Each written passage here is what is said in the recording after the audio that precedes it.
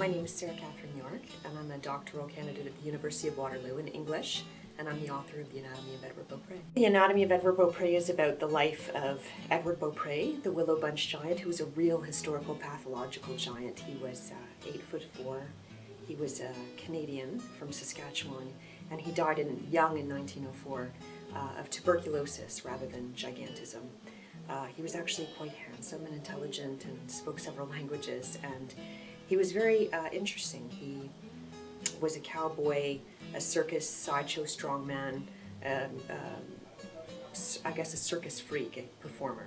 So the book is very much about him, but it's also about a doctor of anatomy at the University of Montreal whose obsession with the giant's body sort of leads him into the mystery of his life. And so it's those two things dovetailing together into the story. The first time I heard about him and was first inspired by him was from a ballad written by my friend Dept, who was a Canadian singer. And she had words for this ballad based on a poem by Michael Ondaatje. And the first time I heard it, I was really moved. I just wanted to know all about who he was, and I sort of became obsessive about researching it and exploring him and so on. So I really looked into Édouard, and it took me about 3 years of research to find out more about his life.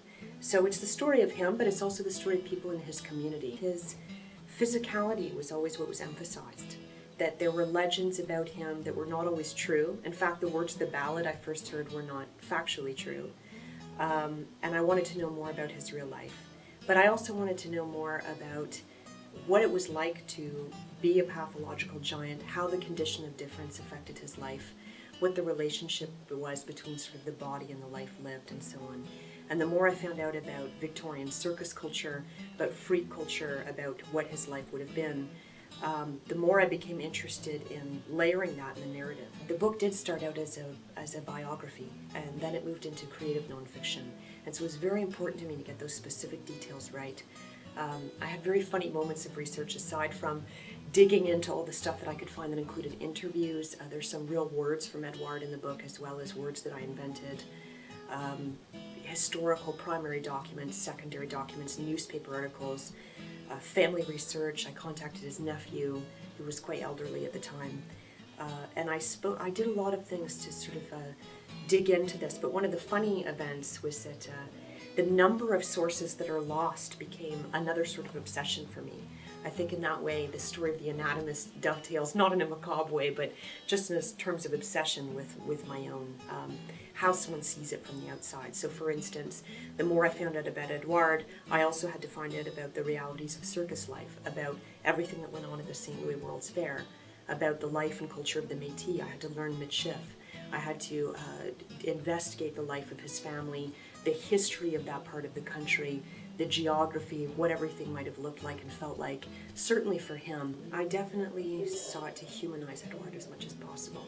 Much of what is known about him is that he was an 8'4" pathological giant, and people relate to him as a giant. That's how he's presented publicly. But to find the story, as you would of anyone, of who they were as people, how they loved, the people they knew, what experiences they had, what they dreamt of, what they feared, whether they made love, all these kinds of questions are things that really fascinated me about him as a person.